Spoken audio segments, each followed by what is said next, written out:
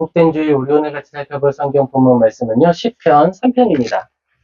시편 3편 1절에서 8절 우리 같이 보겠습니다. 우리 같이 합독하겠습니다. 여호와여 나의 대적이 어찌 그리 많은지요. 일어나 나를 치는 자가 많으니이다. 많은 사람이 나를 대적하여 말하기를 그는 하나님께 구원을 받지 못한다 하나이다.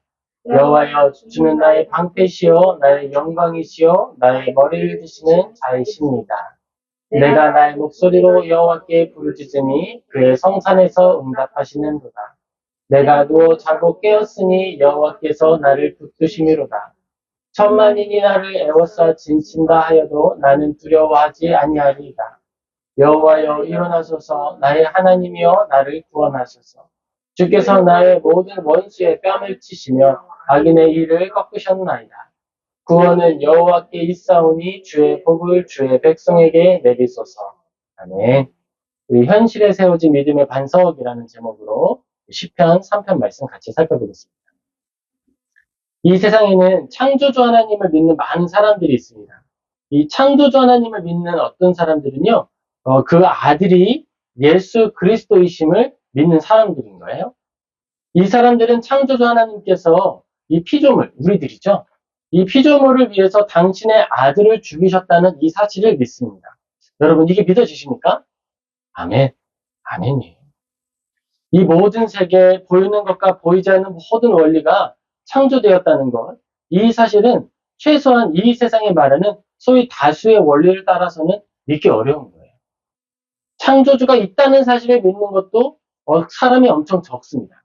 그런데 그 창조주의 아들이 예수 그리스도이시다라고 하고 그 사실을 믿는 사람들은 더 적은 거예요. 그리고 그 내용 자체도 굉장히 놀라운 이야기죠. 그런데 우리가 가지고 있는 이 신앙은 놀랍게도 최소한 6,000년부터 지금까지 계속 이어져 오고 있는 거예요.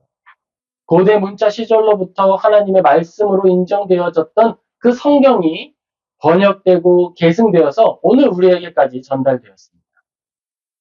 그리고 그렇게 전해진 성경은 예수님께서 이 땅에 오신 하나님의 아들이시고 또 하나님이시고 우리를 위하여서 그 목숨까지 다 내어주신 분이다라고 하는 걸 이야기하고 있습니다. 그리고 그 성경은 예수님이 이 땅에 오신 그때 그리고 제자들 12명의 제자를 세우시고 그 제자들이 죽어서 말씀을 완결한 때까지 모두 작성되고 완결되게 되었어요. 그렇게 성경은 기록되었고 우리에게 전해졌습니다. 성경의 신앙은 역사를 통해 검증되고 철학적 사색과 성경 내면에 있는 신앙 원리들에 의해서 우리에게 선명하게 드러나게 되었습니다. 그렇게 우리는 기독교를 가지게 되었고 살아내게 된 거예요. 우리는 성경과 역사를 따라서 하나님을 믿으며 이 삶을 살아가고 있습니다. 우리가 가진 이 신앙은 현실을 외면하거나 부정하는 그런 신앙이 아니에요. 오히려 눈에 보이는 현실과 상황 속에서 우리가 무엇을 집중해야 하는지, 그리고 아무도 말하지 않는 인간 존재의 목적과 참된 가치가 무엇인지를 성경을 통해 확인해 나아가는 것입니다. 세상은 우리에게 계속 다른 이야기를 하는 거예요. 더 많은 이익을 추구해야 되지 않을까? 더 많은 즐거움을 누려야 하지 않겠어? 너는 그만한 가치가 있는 것이잖아. 세상은 이렇게 우리에게 이야기하고 목표를 그런 방식으로 육체에 종속되어 있는 목표를 추구하도록 만들지만 성경은 우리의 육체를 넘어서는 가치, 영원한 시간을 향해 가는 가치들을 추구할 수 있도록 우리에게 가치를 보여주는 거예요. 시대를 초월하고 또 사람을 초월하여서 우리에게 전해진 이 신앙이 오늘날 우리에게 마찬가지로 이 시대를 초월하고 개인의 욕심, 그 탐욕을 넘어서서 더 높은 것과 더 깊은 것을 추구하게 하는 것입니다.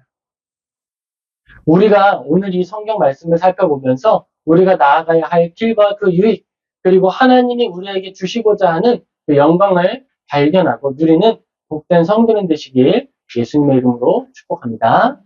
네.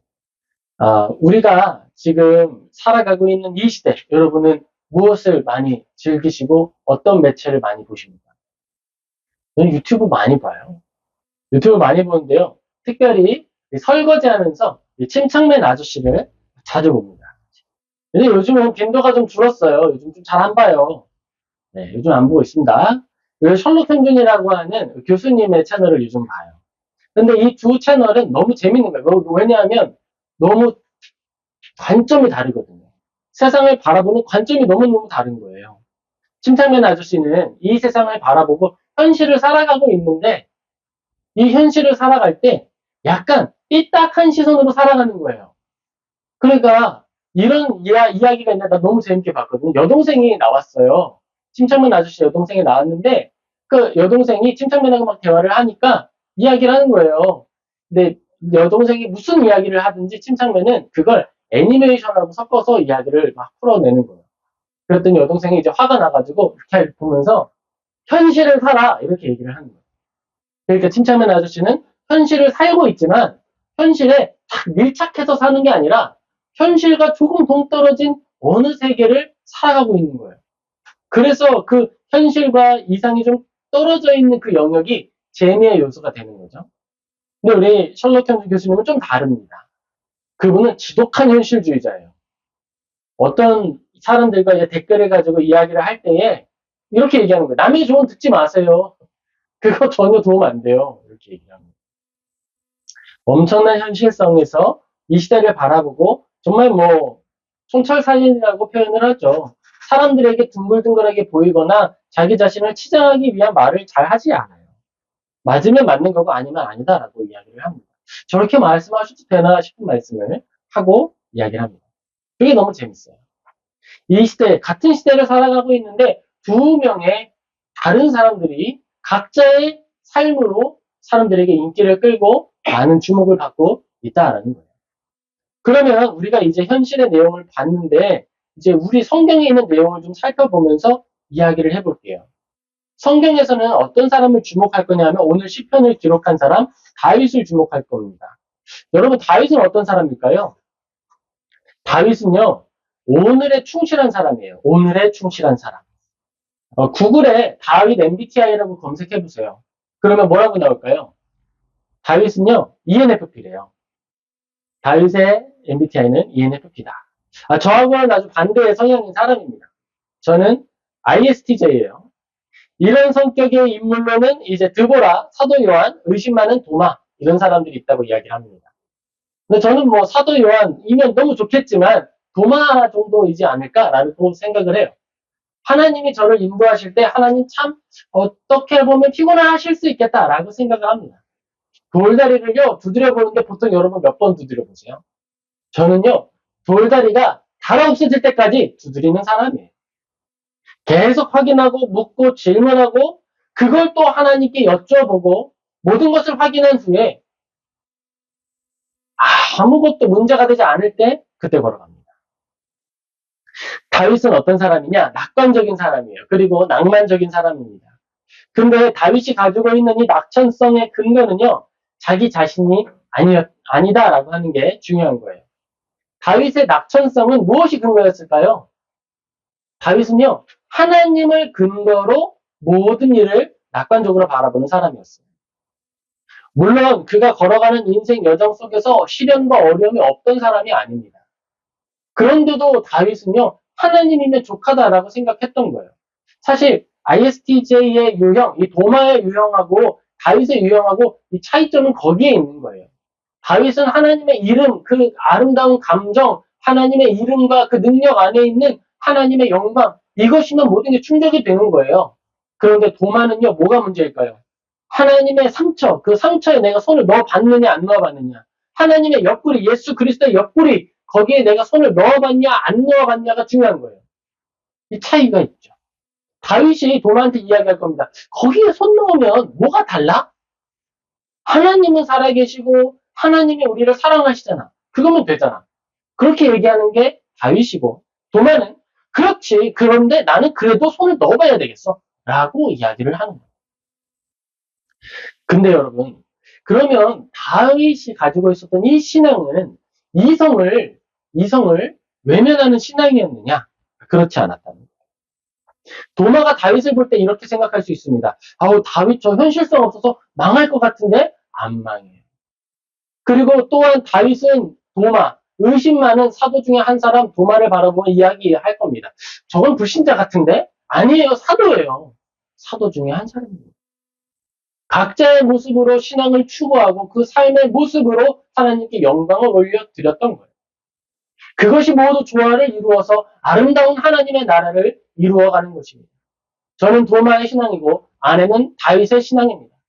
MBTI 중 그 네 가지 중에 하나도 맞는 게 없다라고 하는 걸 이 시간 알 수 있는 거예요. 그리고 그러한 모든 사람들이 함께 모여서 아름다운 교회를 풍성하게 하는 거예요.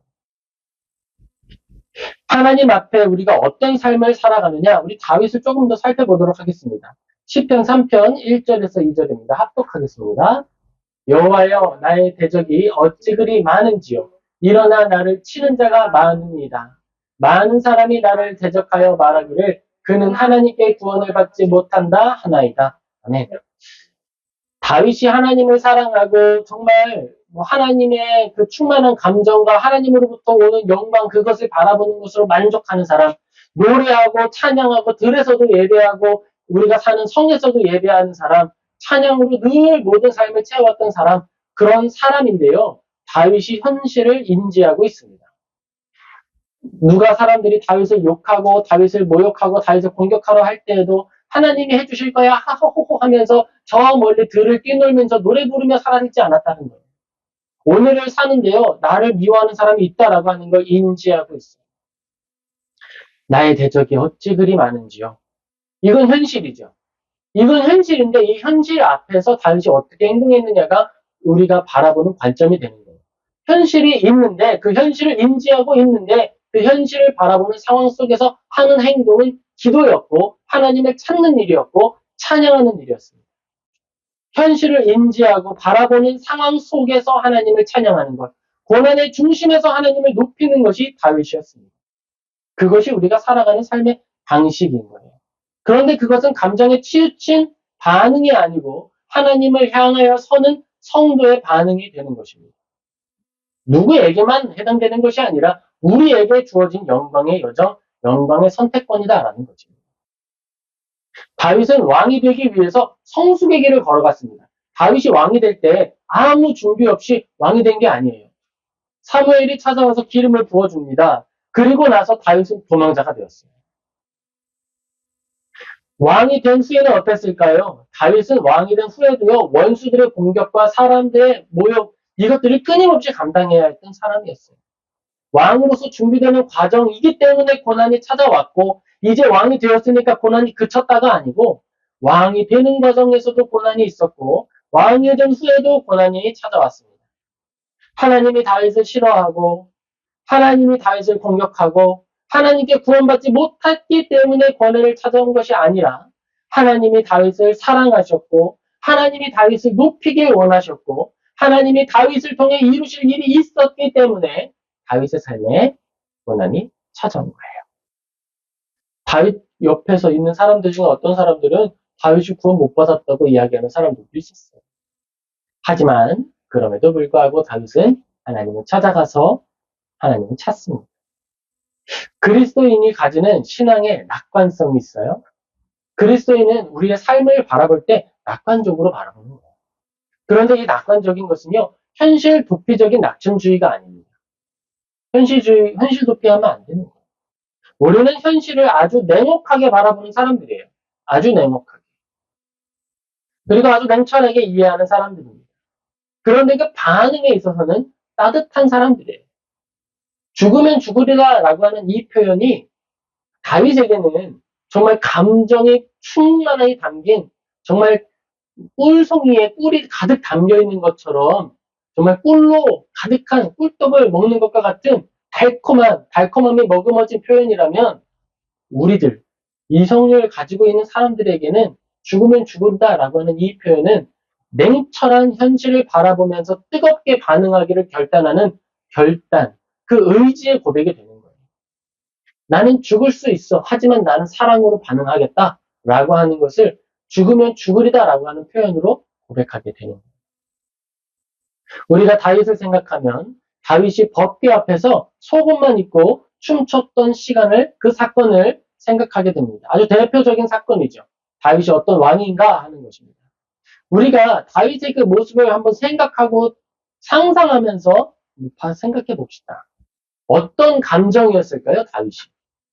왜 속옷만 입고 법궤 앞에서 춤을 췄을까요? 그게 법궤랑 나랑 1대1로 춤추는 게 아니에요. 법궤가 있었고요. 수많은 사람들이 그 법궤 주변을 둘러싸고 있었고요. 법궤는 이동하고 있는 거예요. 사람들이 행렬을 줄을 서서 박수치며 환영하고 있는 거예요. 그런데 그 행렬의 제일 앞에 속옷을 입은 왕이 춤추고 있는 거예요. 다윗은 황홀경에 빠져서 신앙적인 황홀경에 빠지고 감정에 도취되어서 춤췄던 게 아닙니다. 내가 지금 뭘 하고 있고 이게 뭘 의미하고 있는지 이해하고 있었어요. 그렇게 춤을 추고 났을 때 이제 한 사람이 찾아와서 다윗에게 이야기를 하게 되죠. 사무엘하 6장 16절 같이 읽겠습니다. 여호와의 궤가 다윗 성으로 들어올 때에 다윗의 딸 미갈이 창으로 내다보다가 다윗 왕이 여호와 앞에서 뛰놀며 춤추는 것을 보고 그 심중에 업신 여기니라. 아멘. 자, 여기서 우리가 알 수 있는 몇 가지가 있어요. 지금 사람들은 법궤가 들어오는 것 때문에 기뻐하고 박수치고 환영하고 있는데 미갈은 어디 있죠? 사울의 아들 미갈은 집에 들어가 있는 거예요. 관심이 없어. 아니, 오히려 나는 싫어. 법궤가 싫어. 하나님이 싫어. 하나님을 부인하고 있는 거예요. 하나님을 부인하고 하나님께 가까이 나아가길 원하지 않습니다. 창문으로 이렇게 보면서 오네. 그런데 저 다윗 정말 내가 못 살겠어. 다윗 맨날 속옷 입고 저기서 또 춤추고 있네. 이러고. 그리고 나서 사울이 일을 마치고 돌아온 후에 바로 이야기합니다. 미갈이 다윗 앞에서 내가 정말 당신 때문에 못 살겠어요. 거기서 또 춤추고 있었어요. 이렇게 이야기를 합니다. 그때 다윗이 이렇게 말해요. 내가 이보다 더 낮아져서 스스로 천하게 보일지라도 네가 말한 바 계집종에게는 내가 더 높임을 받으리다. 그리고 또 이야기합니다. 내가 이렇게 행동한 것에 대한 이유를 이야기합니다. 다윗이 미갈에게 이르되 이는 여호와 앞에서 한 것이니라. 다윗은 지금 법궤 앞에서 춤을 추는데 아주 이성적인 판단을 내리고 내가 지금 뭘 하고 있는지 아는 상태에서 그 일을 한 거예요. 내가 하나님 앞에서 나를 금으로 치장할까? 내가 하나님 앞에서 나를 스스로 왕이라고 높일까? 내가 하나님 앞에서 내 목을 빳빳하게 할 수 있을까? 아니, 나는 하나님 앞에서 한 명의 목동이고 나는 하나님 앞에서 언제나 어린아이이다. 나는 하나님 앞에서 언제나 춤추는 사람으로 살아갈 것이다. 다윗의 정체성이 드러난 거예요. 다윗의 육체 선언입니다. 삶으로 선언한 거예요. 내가 어떤 존재로 하나님 앞에 살아가고 있는지. 나는 너희들 모두에게는 왕으로서 일하고 있는지 모르겠지만 하나님 앞에서는 언제나 어린아이와 같은 자로 살아갈 것이다. 그렇게 춤을 춘 사람이에요. 하나님을 믿는 신앙은 감수성을 탁월한 사람만 가지는 것이 아닙니다. 감수성이 좀 떨어지고 의심하고 불안이 많은 사람들에게도 믿음이 선물로 주어지는 거예요. 여러분 놀라운 비밀 하나 알려줄까요? 신앙이라고 하는 것은요. 자기 결정으로 만들어지는 게 아니에요. 만약에 신앙이 자기 결정으로 만들어지는 것이라고 하면요. 순교자라고 하는 사람들이 있을 수가 없습니다. 로마라고 하는 국가가 기독교를 국가 종교로 인정할 일이 생길 수가 없어요. 왜냐하면 로마 제국에 기독교가 인정될 수 있었던 것은 수많은 순교자들, 죽음으로 자기의 신앙을 드러냈던 사람들이 있었기 때문에 가능했던 일이기 때문입니다. 도마를 한번 생각해 볼까요? 도마는요, 어떤 사람이에요? 예수님과 같이 살았던 사람이에요. 예수님의 공생의 기간을 같이 살았어요. 그렇게 살고 예수님이 죽은 사람 살리는 것도 보았고 병든 자들 고치시는 것도 보았습니다. 여러분, 기적을 보면 믿음이 생길까요? 아닙니다. 기적을 보면 그 기적을 통해서 내가 유익을 얻을 수 있는 방법이 뭘까를 생각하게 되지 그게 나의 믿음을 만들지 않습니다. 신비한 것을 보여주면 믿음을 가지겠다라고 말했던 사람도 누가 있을까요? 거지 나사로의 옆에 있었던 부자, 이름도 없는 그 사람이 있었죠. 지금 즉시 나를 보내면 내가 저들에게, 내 아들들에게 가서 하나님 믿으라고 이야기하겠습니다. 아니, 죽은 자가 살아나도 너희들은 믿지 않아. 이렇게 이야기하십니다. 도마는 예수님과 함께 살면서 예수님이 죽어있는 나사로를 살리시는 것도 보았습니다. 그런데 예수님께서 십자가에 달려 죽으신 후에 도마가 한 말은 예수님의 상처에 손을 넣어보기 전에는 예수님을 믿을 수 없다라고 이야기한 거예요. 그리고 그렇게 얘기하고 그 다음 주에 예수님이 찾아오셔서 사도 도마를 만나주시고 이야기하십니다. 도마에게 이르시되 네 손가락을 이리 내밀어 내 손을 보고 내 손을 내밀어 내 옆구리에 넣어보라. 그리하여 믿음 없는 자가 되지 말고 믿는 자가 되라 라고 말씀하시는 거예요. 이게 예수님이 도마에게 주시는 선물이에요. 도마는 진짜 이게 거짓말이 아니라 입에 발린 소리가 아니라 진짜 믿음이 안 생기는 거예요. 내가 예수님의 손에 상처에 손가락을 넣어보고 내 손가락을 예수님의 상처에 넣어봐야 믿어질 것 같아. 우리는 그런 존재입니다. 나 스스로 믿음을 만들어낼 수가 없어요. 내가 믿음을 만들어냈다라고 이성적인 착각을 일으킬 수는 있겠죠. 하지만 그 착각은 고난을 이길 수 없습니다. 우리에게 찾아오는 고난, 다윗에게 찾아왔던 수많은 고난 중 하나도 제대로 감당할 수 없는 거예요. 도마도 마찬가지죠. 이제 예수님이 죽었다라고 하는 건 어떤 일이 일어나는 걸까요? 이 모든 예수 공동체를 책임져야 할 12명의 사람 중 하나가 되어야 한다는 거예요. 지금 10억, 20억의 빚이 있는데 그 20억의 빚을 12명이 분담해서 지금 부담해야 되는 거예요. 그걸 해야 되는데 난 믿음이 안 생기는 거예요. 내가 예수님의 상처에 손을 넣어보고 손을 넣어봐야 그걸 감당할 수 있는 능력이 생기겠다. 지금 유대교에서 사람들을 잡아서 죽이려고 합니다. 예수 믿는 사람들을. 예수님을 죽였으니까 예수님의 제자들을 찾아 죽이려고 하는 건 당연한 수순이죠. 지금 예수님의 12제자는 제일 먼저 죽어야 할 12명의 데스노트 이름이 써 있는 거예요. 지금 제일 먼저 죽어야 할 사람들 12명에 뽑혀야 하는 상황이 된 겁니다. 도마의 믿음은 그 믿음을 이야기하는 거예요. 예수님의 이름을 근거로 죽음 당할 수 있다라고 하는 걸 받아들이는 것. 그 자리에 서는 것. 내가 그 믿음을 갖기에는 아직 부족하다라고 이야기했습니다. 그리고 예수님이 찾아오셨고 예수님이 믿음을 가지라라고 격려해 주셨어요. 이건 격려해 주신 거예요. 왜 이렇게 믿음이 없어? 이거 하고 믿어라고 책망하신 게 아니라 격려해 주신 거예요. 하나님께서 우리에게 주신 이 신앙은 우리를 인도하여서 믿음의 반석을 소유하게 하십니다. 믿음의 반석, 그 신뢰예요. 믿음의 반석이다라고 하는 것은 신뢰를 의미하는 것입니다. 예수님 공생애 동안 모든 병든 자와 아파하는 이들을 위로하시고 고쳐주신 분. 예수님을 떠나갔던 자들을 다시 부르시고 용서하시고 다시 찾아주신 바로 하나님의 아들. 제자들은 예수님이 십자가에 달려 죽으신 후에 도망쳤습니다. 뿔뿔이 흩어졌어요. 베드로는요, 나 물고기 잡으러 갈 거야. 다시 돌아갔습니다. 바로 그 자리에서 예수님은 떡으로 아침 식사를 준비해 주시고 요한에게 고기 좀 가져와. 고기 같이 구워 먹자. 생선구이를 같이 먹으면서 이야기해 주셨습니다. 떠나가는 어떤 이들을 찾아가셔서는 성경 말씀을 풀어주어서 마음을 뜨겁게 하셨습니다. 성경에 나타난 말씀을 통해 내가 하나님의 아들이다라고 하는 걸 이야기해 주셨습니다. 그렇게 믿음 없어 떠나가는 사람들 한 사람 한 사람을 위로가 필요한 이들에게는 위로함을 주시고 어떤 이들에게는 성경의 내용을 가르쳐 주셔서 격려하시고 믿음이 없어 의심하는 도마에게는 상처를 내어 보이심으로써 격려하는 방식으로 각자 사람에게 꼭 필요한 방식으로 믿음을 북돋아 주시고 믿음을 가지게 하셨습니다. 고난을 이기는 믿음을 소유하게 하셨습니다. 현실은 단단합니다. 사도들이 감당해야 했던 현실은 어떤 현실이었을까요? 굉장히 단단한 현실이죠. 유대교의 사람들, 바리새인, 사두개인이 원래 원수지간이었는데 똘똘 뭉쳐가지고 지금 누구를 공격하느냐? 12명의 제자들, 사도들을 공격하려고 하는 거예요. 그들은 오랫동안 최소한 600년, 400년 이상 종교 기득권자로서 자리를 잡아온 사람들이에요. 그 사람들이 12명의 제자들을 죽이려고 눈이 벌겨져 있는 것입니다. 그게 현실이에요. 그 현실을 지금 이겨나가야 하는 것입니다. 이기는 열쇠는 신앙이었습니다. 하나님을 믿는 믿음이었습니다. 예수 그리스도가 하나님의 아들이심을 믿는 믿음이었습니다. 예수 그리스도를 신뢰하는 그 신뢰 위에, 신뢰라고 하는 반석 위에 현실, 나를 죽이려고 찾는 사람들이 있다라고 하는 현실을 올려놓은 거예요.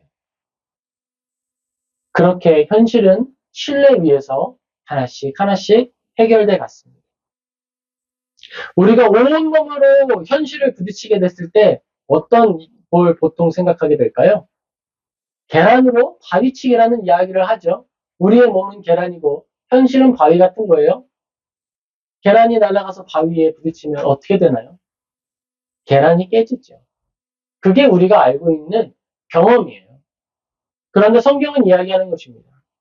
계란이 날아가서 바위에 부딪히면 바위가 깨져. 그게 신앙이라고 이야기하고 있는 거예요. 그런데 이것을 그냥 믿으라고 하는 것이 아니라 경험 속에 채워주신 이야기를 통해 신뢰하게 하시는 거예요. 한 걸음씩 한 걸음씩 나아가게 하시는 것입니다. 우리가 어떻게 여기까지 나아왔고 우리가 어떻게 지금까지 살아갈 수 있습니까? 하나님의 능력이고 기적이라고 이야기하지 않으면 다른 이야기 아무것도 할 수가 없는 거예요. 하나님이라고 하는 이 이야기, 모든 것의 근원이 되신 하나님을 이야기하지 않으면 설명되지 않는 삶을 살아가게 됩니다.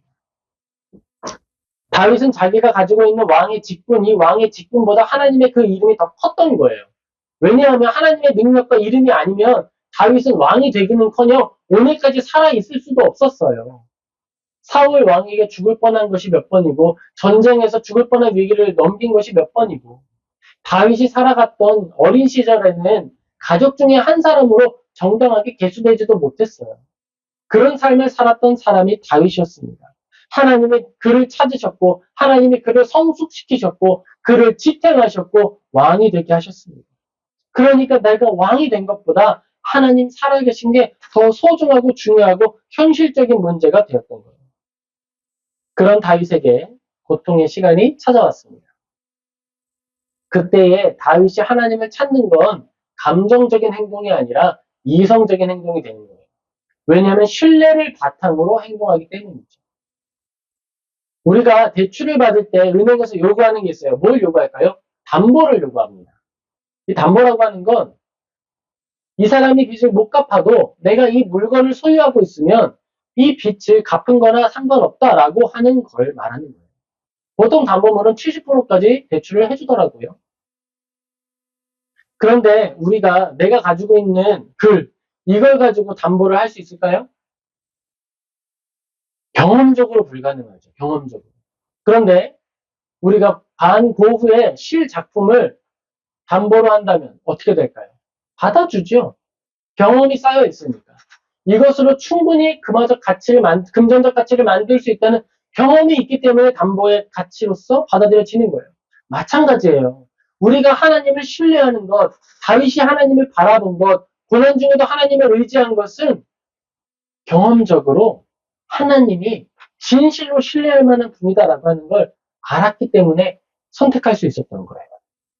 법궤 앞에서 춤췄던 일과 문제 앞에서 하나님을 찬양했던 것, 하나님을 부르짖었던 것, 기도했던 것, 이 모든 것들이 하나님을 경험적으로 알았던 그 이성으로 선택하게 된 일이 되는 것입니다. 시편 3편 3절 같이 합독하겠습니다. 여호와여 주는 나의 방패시요 나의 영광이시요 나의 머리를 드시는 자의 신이이다. 아멘. 이것은 결정적으로 선언된 내용이에요. 내가 경험적으로 알고 있는 내용입니다. 반고흐의 작품은 어마어마한 가치가 있다라고 하는 걸 알고 있는 사실을 받아들이는 것과 똑같은 감각으로 이 고백을 선언하고 있는 거예요. 선언의 대상은 어디일까요? 지금 마음에 위험을 느끼고 있는 내 마음을 향해서 선언하고 있는 거예요. 지금 대출금을 갚지 못할까봐 두려워하고 있는 내 마음을 향해서 선언하고 있는 거예요. 나는 이미 충분한 담보물을 가지고 있다라고 이야기하고 있는 거예요. 내 감정아, 흔들리지 말아라. 나에게는 반고의 작품이 있다. 아니, 그보다 더 뛰어난 하나님의 말씀이 있다. 하나님과 함께 했던 경험이 있다. 선언하고 이 선언을 따라 나의 이후의 마음과 삶을 이렇게 살아갈 것이다 라고 선언하는 것입니다. 네, 기독교 신앙은요, 굉장히 경험적인 신앙이에요. 기독교 신앙이 경험적인 신앙이 아니었다면 유럽에 이 복음이 이렇게 전파될 수가 없었습니다. 특별히 이 교황주의자들이 성경을 따라 믿으려고 하는 사람들을 탄압했을 때 개신교가 시작될 수가 없었을 거예요. 이 신앙이라고 하는 것이 경험적일 뿐만 아니라 실천적이고 아주 현실적인 신앙이었기 때문에 종교개혁이 시연될 수 있었습니다. 가까운 사례를 예로 드는 것이죠. 그리고 한국이 예전에는요, 사망률 1위에 선교 국가였어요. 지금은 끝에 탄자가 들어가는 나라들이 위험하다고 이야기합니다. 왜냐하면 이름 끝에 탄이 들어가는 데는 다 이슬람 국가이기 때문이에요. 그래서 아프가니스탄, 여기 탄 들어가는 데는 정말 위험한 국가다라고 보통 이야기를 하는데 가장 위험한 국가가 당시에는 한국이었어요. 그래서 중국의 선교사님이 중국에서 선교하시다가 가족과 아내가 다 죽임당하고 나도 이제는 소망이 없어서 주님 빨리 뵙고 싶다. 그 마음을 가지고 찾아왔던 것이 한국이었어요. 그렇게 와서 오자마자 정말로 죽었습니다. 하나님이 우리와 함께 하시고 하나님이 우리를 인도하신다라고 하는 믿음이 없었다면 복음은 전파될 수 없었고 복음을 통해 살아내는 사람들도 나타날 수 없었고 우리가 지금 이 기독교를 가지게 되는 역사도 있을 수 없었을 거예요. 다윗이 가진 소망이 오늘 우리에게 전해지고 우리에게 읽혀지고 똑같이 받아들여지고 있습니다. 이 다윗의 시편은 어떤 것들은요. 역사를 추정할 수 없는 것들이 있어요. 역사학자들이 제일 좋아하는 게 뭔지 아세요? 이 시편이나 이런 것들이 있으면 퍼즐 맞추기 하듯이 이건 이때다 라고 이렇게 갖다 붙이는 거 되게 좋아합니다. 그걸 업적이라고 생각하기 때문이에요. 그런데 다윗의 시편 중에 어떤 것들은요. 도대체 언제 기록되는지 알 수가 없는 게 있어요. 왜 그러냐 하면 모든 고난의 상황 속에 적합하기 때문입니다. 그런데 여러분 다윗의 시편이 어떤 시대에도 다 적합하다라고 하는 게 영광스러운 이유가 되는 거예요. 다윗이 고백한 오늘의 이 시편 많은 사람들에게 위로가 되었습니다. 많은 사람들을 믿음으로 이끌었습니다. 기독교의 이 신앙을 가지고 죽음의 길을 걸어가도록 하는 데에 이 시편이 큰 위로의 통로가 되었고 은혜의 통로가 되었습니다. 언제 기록됐는지는 알 수 없지요. 하지만 그랬기 때문에 다윗의 시편은요. 종교개혁 시대에 루터의 입술을 통해서 루터의 고백으로 하나님 앞에 노래 불러졌습니다. 다윗이 기록했지만 루터의 고백이 되었어요. 그걸로 끝이 아닙니다. 수많은 고난을 이겨냈던 마틴 루터 킹 목사님도 이 시편을 통해서 고난을 이겨 나아갔습니다. 조금의 변형도 없이 그 모습 그대로 너무도 적합하게 하나님에 대한 신앙을 고백하는 찬양이 된 거예요. 이 찬양이 언제 만들어졌을까요? 확실한 게 있어요. 언젠지 모르지만 확실한 건 아주 힘들 때 만들어졌다. 아주 고통스러운 순간에 만들어졌다라는 것을 알 수 있습니다. 우리의 삶도 그렇습니다. 하나님 믿으면 고난 없나요? 하나님 믿으면 좋은 일만 생기나요? 또 다른 사례로 하나님 믿는데도 어려운 일만 생기잖아요. 하나님 믿는데 왜 이렇게 힘들어? 라고 할 수 있겠죠. 하나님을 믿으면 고난이 찾아오지 않는 게 아니에요. 하나님을 믿으면 하나님을 이유로 고난의 길이라 하더라도 걸어갈 이유가 생기는 거예요. 그것이 힘들다 하더라도 감당해야 할 이유가 생기는 거예요. 그게 신앙입니다. 하나님을 믿기 때문에 신념을 가지게 될 수 있는 거예요. 나의 생명을 넘어서는 가치를 추구할 수 있는 것입니다. 하나님이 기뻐하시는 나라를 세우는 것, 하나님이 기뻐하시는 공동체를 세우는 것, 하나님을 기뻐하고 사랑하는 선을 행하는 사람들을 만나는 것, 그리고 이루어가는 것, 그렇게 살아가기 힘쓰는 것, 그리고 그렇게 노력하지만 내 안에 죄가 충만하다라고 하는 걸 발견하고 낙심하면서도 회개하며 또 걸어가는 것, 그게 믿음의 여정이에요. 그게 믿음의 여정입니다. 하나님을 믿는 사람들은 나의 생명보다 더 높은 가치를 추구할 수 있습니다. 내가 원하는 것보다 더 높은 가치를 상상할 수 있습니다. 하나님이 계획하신 큰 계획 속에 하루를 내가 감당하는 은혜의 영광을 가지게 됩니다. 하나님을 사랑하며 살아갈 수 있다라는 거예요. 사람의 인생은 큰 의미가 있습니다. 우리가 나의 생명을 사용해서 나의 즐거움을 만들어낼 수도 있겠지만 그게 중요한 게 아니에요. 그걸 위해서 우리에게 생명이 주어진 게 아니에요. 우리에게 주어진 이 생명은 하나님을 높이고 또 하나님의 영광을 드러내는 삶을 살아갈 수 있게 하기 위해서 주어진 달란트예요. 우리에게 주신 은사입니다. 다윗은 하나님의 말씀을 기억하고 하나님의 명령을 기억했습니다. 다윗이 하나님의 말씀과 명령을 기억했기 때문에 했던 일, 뭐가 있을까요? 그것은요, 예루살렘 성을 정복한 것을 대표적인 예로 생각할 수 있어요. 예루살렘 성은 거기는 철옹성이에요. 거기는 함락시킬 수가 없어서 아주 큰 병사들도 둘러싸서 다 굶겨 죽이는 방식으로 예루살렘 성을 무너뜨렸습니다. 다윗은 거기를 쳐들어 올라갔습니다. 그리고 마침내 그 성을 가져왔어요. 그리고 하나님의 올려드리는 하나님의 도성으로 삼았습니다. 그 도전은요, 아무 이익이 없는 거였어요. 왕이 되었을 때 그 도전을 했다라고 하는 건요, 정치적 생명이 끝날 수도 있는 겁니다. 전쟁에 들어가는 군비가 많고 희생이 많이 일어나는 것인데 이익은 적은 거예요. 예루살렘 성은 농작물을 경작할 수 있는 땅이 많지 않거든요. 내가 드리는 수고보다 이익이 적습니다. 현저하게 적습니다. 하나님의 명령이 아니고서는 할 이유가 없는 일인 거예요. 그런데 그 일을 감당합니다. 우리는 그런 방식으로 살아가는 거예요. 하나님을 인하여서 하나님을 사랑하기 때문에 정의 비용을 감당하는 거예요. 여러분, 정의 비용이 존재합니다. 때로는 육체의 고통으로 감당할 수 있고요. 경제적 손실이 발생할 수 있고요. 어려움을 당하고 함께 이겨내는 것을 통해서 우리가 감수해내는 일이 생길 수 있어요. 그것을 해야 합니다. 그것을 해야 합니다. 그걸 누가 지출해야 하느냐? 우리가 하는 거예요. 책임감을 느끼는 사람들, 사랑으로 살아가는 사람들, 하나님을 이유로 주님 다시 오시는 그날까지 이 땅을 지탱하기를 원하는 사람들이 지속 가능한 이 세계를 위하여서 나의 삶을 사용하는 거예요. 그렇게 우리는 하나님께 영광 올려드리는 것입니다. 우리는 시대의 파수꾼입니다. 하나님의 은혜를 담아내는 영광의 그릇입니다.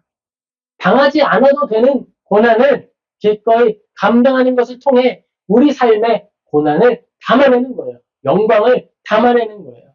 그게 우리가 살아내는 삶의 내용이고 방식입니다.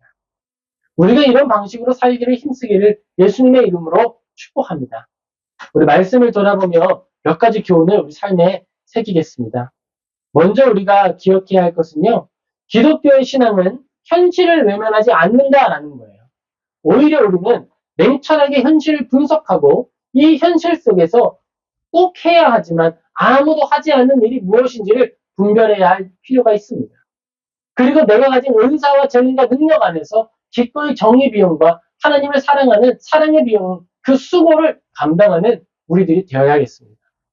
둘째로 우리가 기억해야 할 것은요. 우리의 현실을 믿음의 반석 위에 두어라 하는 거예요. 우리의 믿음을 현실의 반석 위에 세우지 않아야 합니다. 순서가 바뀌면 안 돼요. 기초가 믿음이 되고 현실은 그 위에 두는 생선이 되어야 합니다. 그래야 믿음의 도마 위에서 생선을, 현실을 알맞게 정리하고 우선순위를 나누고 버릴 것은 버리고 사용할 것을 취하게 될 수 있습니다. 이것을 반대로 하면 어떻게 될까요? 현실을 바탕에 두고 믿음을 그 위에 놓으면 내가 받아들일 수 있는 믿음은 받아들이고 버리고 싶은 것들은 잘라 버리게 되는 오류가 생기게 되는 거예요. 믿음의 기초를 두고 현실을 그 위에 올려두어서 필요한 것과 불필요한 것을 분별해서 살피는 우리 모두가 되길 예수님의 이름으로 축복합니다. 셋째로 우리가 기억해야 할 것은 살아계신 하나님을 신뢰하고 하나님의 주권을 인정하라라는 것입니다. 하나님은 살아계십니다. 하나님은 우리와 함께 하십니다. 하나님은 우리를 통해서 당신의 뜻을 이루십니다. 우리가 할 것은 하나예요. 나의 삶을 하나님의 뜻을 위한 도구로 내어드리는 것.